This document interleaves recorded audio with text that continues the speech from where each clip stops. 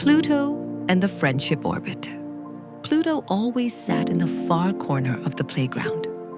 He called it his observation spot. Every lunch break, while the other kids played football, tag, or jump rope, Pluto sat quietly with his lunchbox and watched the way sunlight moved through the trees and how the wind made the leaves dance. He liked the quiet.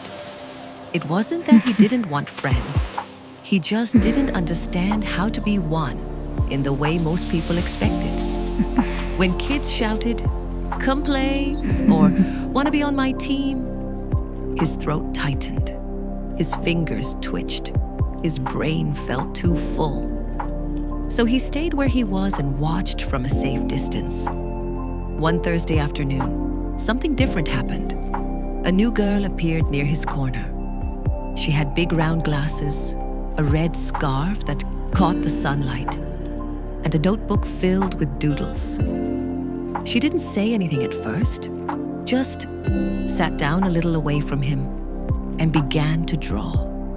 Pluto's eyes flicked toward her, then back to the sky. After a while, she looked up and asked softly, "Are you drawing too?" Pluto blinked. "No, I'm watching how the clouds move." She smiled. "Cool. They're like invisible trains." Pluto tilted his head. "They follow wind currents like low-altitude rivers." Her eyes brightened. "That sounds like poetry and science mixed together." And for the first time that day, Pluto smiled back. That was how he met Nia. Nia was different.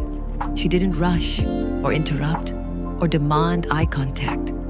She listened carefully and let Pluto talk about stars, clouds, and galaxies for as long as he wanted. She drew the things he described: planets with sleepy eyes, clouds shaped like teacups, wormholes made of tangled threads. Pluto didn't have to pretend around her. With Nia, silence wasn't awkward, it was safe. Their friendship became a quiet orbit, steady and soft. One day, Nia asked, "Would you like to sit with me and two other girls at lunch?" They like science too. Pluto froze. More than one person? That felt unsafe. He shook his head quickly. "No, no, no." Nia didn't look hurt. She just nodded. "Okay, we can go to the tree spot instead." Pluto looked down. "I don't know how to be in a group." She smiled gently. "You know how to be you. That's enough." And under that big tree, with snacks and sketchbooks scattered between them, they sat in quiet comfort. During group projects, Pluto often stayed silent while the others talked over each other. But when the topic turned to space, or ecosystems, or code, his eyes lit up. He shared facts precisely, built neat diagrams, and noticed tiny errors no one else saw. Soon a few classmates began to notice. "Pluto's smart," said Arav. "He's like a science ninja," laughed Mira. Pluto didn't say thank you, but he tapped his pencil twice on the desk and smiled softly to himself. There were still hard moments. When everyone danced at assembly, he covered his ears and sat out.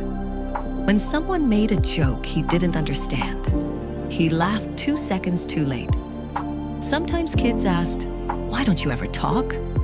Those moments still stung, but they didn't last forever. Then came the science fair.